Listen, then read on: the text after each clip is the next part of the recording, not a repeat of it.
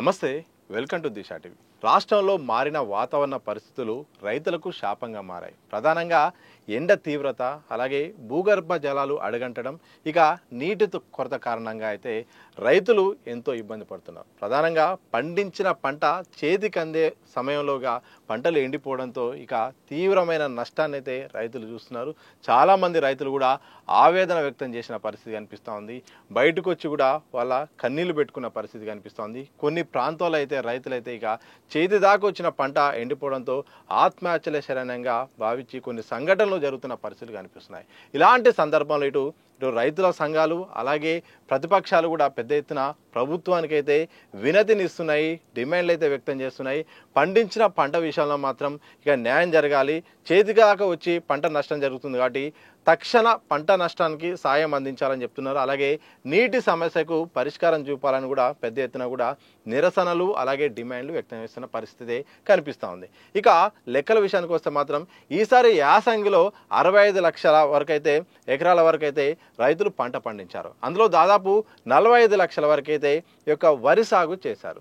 ఇప్పటికే బోనస్ 500 రూపాయలు సన్నాలకు ప్రకటించిన ప్రభుత్వం ఇక వరి సాగు విషయంలో ఎక్కువగా పండించడంతో దాని తగ్గట్టు సమయానికి నీటి కొరత ఏర్పడడం, భూగర్భ జలాలు కూడా అడుగంటడం, దాని ద్వారా బోర్లు కూడా సమయానికి స్పందించకపోవడంతో తక్కువ వాటర్ బోర్లు కూడా ఎండిపోవడంతో నీళ్లు రాకపోవడం, ఇక ట్రాన్స్ఫార్మర్లు కూడా పేలిపోవడం, ఇక ఎండల తీవ్రత, ఇలా రకరకాల కారణాల వల్ల రైతులైతే మాత్రం పంట చేతికొచ్చే సమయంలో మాత్రం నష్టం చూడడంతో ఇబ్బంది పడుతున్నారు. అయితే దీనికి పరిష్కారంగా సర్కార్ అయితే ఇక యోచిస్తున్నట్టు తెలుస్తుంది. ఎక్కడెక్కడైతే పంట నష్టం అయితే జరుగుతుందో అక్కడ ఆ పంట నష్టం జరిగిన దాన్ని అయితే అధికారులు గుర్తించాలి. ఆ గుర్తించిన వారికి ఆర్థిక సాయం ఇవ్వడానికి ప్రయత్నాలు చేస్తున్నట్టు తెలుస్తుంది. ఇందులో భాగంగా సర్కార్ అయితే వ్యవసాయ శాఖ అధికారులకైతే సూచించిందట. గ్రామాల వారీగా, క్లస్టర్ల వారీగా, జిల్లాల వారీగా పంట నష్టం ఏ స్థాయిలో జరిగింది, రైతులు ఎంత పంట వేశారు, ఏ సమస్య వల్ల అయితే అక్కడ పంటలు ఎండిపోయాయి, నీటి సమస్య కారణంగా ఎన్ని ఎకరాల్లో జరిగింది సమస్య అనే వివరాలు కూడా సేకరించి దానికి ఒక రిపోర్టు కూడా తయారు చేయాలని కూడా ప్రభుత్వం సూచించిందట. దీంతో ఇక వ్యవసాయ శాఖ అధికారులు కూడా విభాగాల వారీగా అందరూ కూడా పని పంచుకొని కూడా ఈ యొక్క రిపోర్టు తయారు చేసే పనిలో పంచుకున్నారు. అంటే సిఎస్ కూడా ఇప్పటికే ఒక సమావేశాన్ని కూడా నిర్వహించారు. ఎక్కడైతే నీటి కొరత ఉందో అక్కడ నీరు లభ్యమయ్యేలాగా ప్రయత్నం చేయాలి. ప్రధానంగా కాలువల కింద కనుక ఎండిపోయి చివరి ఆయకట్టు కనుక ఎండిపోయిన పరిస్థితులు ఉంటే ఆ చివరి వరకు నీళ్ళు అందేలాగా అయితే ప్రయత్నం చేయాలి. అలాగే కరెంటు అంతరాయం కూడా జరగకుండా కూడా కరెంటు సరఫరా నిరంతరం జరిగేటట్టు చూడాలి. ఇక నీళ్లు విడుదలయ్యే అవకాశం ఉంటే కాలువల ద్వారా విడుదల చేయాలి. సకాలంలో నీళ్లు అందించడం ద్వారా రైతులకు ఉపశమనం వచ్చే అవకాశం ఉంటుందని కూడా సిఎస్ ఇప్పటికే సమావేశం నిర్వహించారు అధికారులతో. ఇక అధికారులు కూడా విభాగాల వారికి అంటే వ్యవసాయ శాఖ అధికారులు, విద్యుత్ శాఖ అధికారులు, రెవెన్యూ శాఖ అధికారులు ఇలా వాళ్ళ విభాగాల గారు వీటిపై కూడా భూమి అంటే రైతులు ఎంత పంట పండించారు, వాస్తవంగా ఫీల్డ్ పరిస్థితులు ఎలా ఉన్నాయి, రైతుల అభిప్రాయం ఏంటి, ఏం కోరుకుంటున్నారు, ఏం వాళ్ళ వినతి ఏంటి కూడా సర్వే ద్వారా వెళ్ళే ప్రయత్నం అయితే చేస్తున్నారు. ఇందులో ద్వారా ఈ రిపోర్టు ఆధారంగా రైతులకైతే ఆర్థిక సాయం ఇచ్చేలాగా యోచిస్తున్నట్టు కూడా ప్రభుత్వ వర్గాల ద్వారా అయితే సమాచారం తెలుస్తుంది. ఎందుకంటే ఎంతో ఆశపడి పంటలు పండించారు. గత ఏడాదిలాగే ఈసారి కూడా ఏసంగి పండించేలాగా కూడా ఏర్పాటు చేశారు. నీళ్లు కూడా పూర్తి స్థాయిలో ఉంటాయని అనుకున్నారు. కానీ మారిన వాతావరణ పరిస్థితులు, నీటి లభ్యత లేకపోవడం, బోర్లు కూడా అడుగంటడం, భూగర్భ జలాలు కూడా ఒక్కసారిగా తగ్గిపోవడంతో రైతులు ఒకసారి ఇబ్బందులు పడే పరిస్థితి కనిపిస్తూ ఉంది.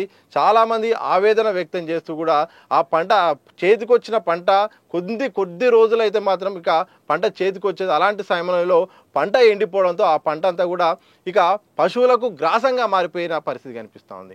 ఇలాంటి సందర్భంలో ప్రతిపక్షాల డిమాండ్ అయితే ఇక ప్రభుత్వం కూడా దృష్టిలో పెట్టుకొని కూడా రైతులు ఇబ్బంది పడొద్దు, ఒకవేళ రైతులు తీవ్ర నిర్ణయాలు తీసుకుంటే అది వ్యవసాయ రంగానికే ఒక మాయను మచ్చలాగుంటుంది, ఆత్మహత్యలు కూడా చేసుకునే పరిస్థితి ఉండకుండా జాగ్రత్త పడేలాగా ముందస్తుగానే వాళ్ళకు ప్రకటన ఇవ్వడం ద్వారా, వాళ్ళకు ఒక భరోసా ఇవ్వడం ద్వారా కూడా ఏసంగి నుండి వాళ్ళను కాస్త ఉపశమనం ఇచ్చే అవకాశం ఉన్నట్టు తెలుస్తుంది. ఇందులో భాగంగా ఎవరైతే రైతులు ఉంటారో, ఎక్కడైతే పంట ఎండిపోయి ఉంటుందో దాన్ని అధికారులు గుర్తించి వారికి ఆర్థిక సాయం చేయడానికైతే సిద్ధమవుతున్నారు అధికారులు. ఇక ప్రభుత్వం కూడా గత ఏడాది కూడా ఇలాంటి నష్టమే జరిగినప్పుడు కూడా ఎకరానికి 10,000 చొప్పున అయితే ఆర్థిక సాయం ఇచ్చింది.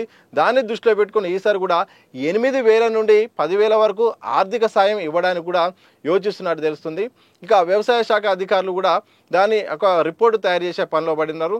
ఎన్ని ఎకరాల్లో నష్టం జరిగిందనే దానిపైన వివరాలను బట్టి ఇక ఆర్థిక సాయాన్ని కూడా ఇస్తే మాత్రం కాస్త భరోసాగా రైతుల పట్ల ఉన్నట్టు కూడా తెలుస్తూ ఉంది. ఎందుకంటే ఒకవైపు ఎంతో ఆశపడి పంటలు వేశారు, ప్రభుత్వం కూడా అనుకున్నట్టుగా ఉన్నా కానీ వాతావరణ పరిస్థితులు మారిపోవడం, ఈ ట్రాన్స్ఫర్లు కూడా కాలిపోవడం, ఇటు ఎండిపోవడం, సకాలంలో కూడా అనుకున్న వర్షం రాకపోవడం, అడ్వాన్స్గా ఈసారి ఉష్ణోగ్రతలు కూడా తీవ్ర స్థాయిలో పెరిగిపోవడంతో అది వ్యవసాయంపై ప్రభావం పడింది. ప్రధానంగా వరి పంటపై ప్రభావం పడింది. వరి పంటకు సకాలంలో నీళ్లు అందకపోతే మాత్రం ఎంత కష్టపడి ఇన్ని నెలలు చేసినా కానీ అది చివరి నిమిషంలో ఎండిపోయే పరిస్థితి ఉంటుంది. సకాలంలో నీళ్ళు అందక చేతికొచ్చిన పంట కూడా ఆగమైపోయిన పరిస్థితి కనిపిస్తుంది.